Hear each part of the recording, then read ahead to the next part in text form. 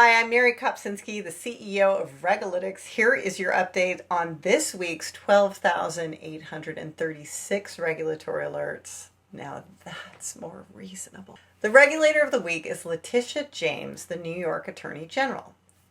I find this interesting in itself because you don't normally think of the Attorney General as a regulator, right? I mean, they're more like the police going out enforcing the laws and not necessarily passing them. Well, in this case, she's proposing one, and one really big one. She's sending it to the New York State Senate and Assembly, and if it passes, it would be the strongest and most comprehensive set of regulations on crypto in the entire nation. The bill has three main features. One, it has a whole set of conflict of interest rules. So if you're a broker, for example, you can't be trading your funds along with your customer funds. Stuff that's pretty clear cut in regular financial services rules, but for whatever reason doesn't apply in the crypto world. Two, it would require public reporting of financial statements. Three, it would codify a whole new set of know your customer rules, again, similar to financial institutions. But also, if you use the word stablecoin to describe your product, you have to be sure that it is backed by U.S. currency or high quality liquid assets as would be defined in normal financial regulations. Now, whether this bill passes is a whole other issue, but I guess in certain ways it does make a lot of sense for AGs to propose laws, because think about it, they're the ones investigating victims' claims, and they're the ones seeing firsthand the pain people are suffering in a more lax regulatory environment. The topic of the week is artificial intelligence. The White House hosted a meeting with the CEOs of OpenAI, Google, Microsoft, and Anthropic, which is an AI safety company that has proposed a constitution of AI usage. It's really fascinating stuff. I'm endlessly talking about the implications of AI with people lately because honestly, ChatGPT is like the real birth of AI, like Skynet is born. The real thing we need to figure out is what to do if Skynet becomes self-aware. But in the interim, we're going to worry about what Skynet can tell our enemies to do to take us out, because we don't want that. Anyway, it's really dark Terminator stuff, but it's really coming, and these questions are important because it's kind of scary. After the meeting, the White House announced that the National Science Foundation is spending $140 million in funding to launch 7 new national AI research institutes, which will bring the total number of institutes to 25 across the country and will extend to nearly every state. Everyone's pretty worried about safety, and along those lines, Kamala Harris announced a bilateral memorandum of understanding on cybersecurity cooperation between the U.S. Treasury and the Monetary Authority of Singapore.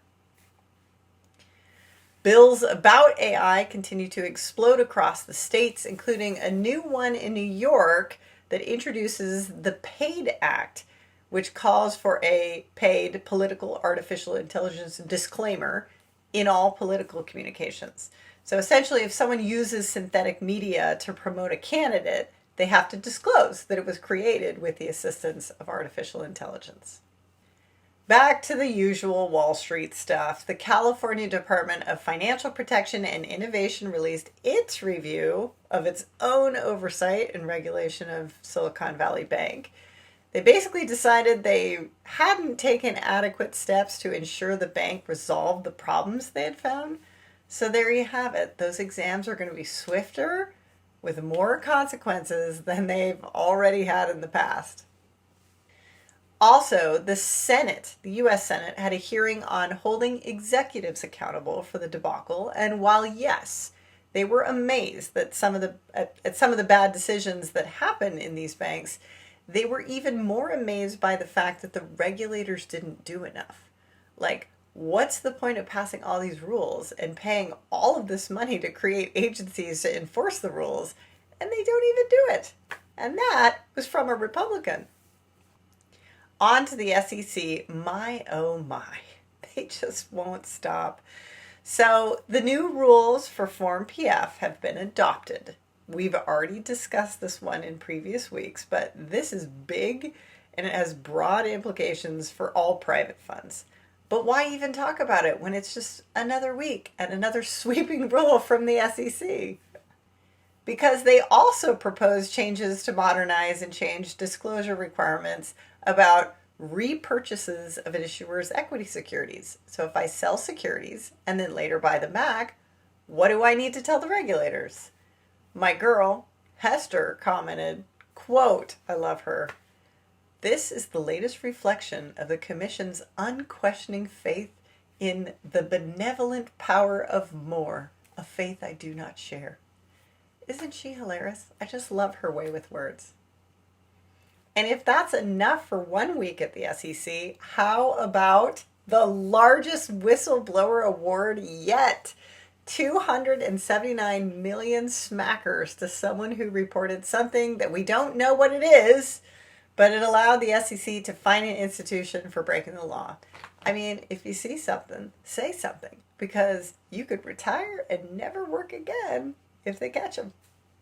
Also in fines, the FTC proposed changes to a 2020 privacy order that it had with Facebook, which is now Meta, that essentially says Meta didn't comply with their earlier order. It misled parents about their ability to control the Messenger Kids app, and it misrepresented the access app developers had of private user data. So now the FTC wants to completely prohibit Meta from ever profiting on data it collects, including any virtual reality for any user under the age of 18. Last thing you need to know is that Maryland officially passed a law prohibiting non-competes for any employee making less than 150% of the state minimum wage rate. There you go.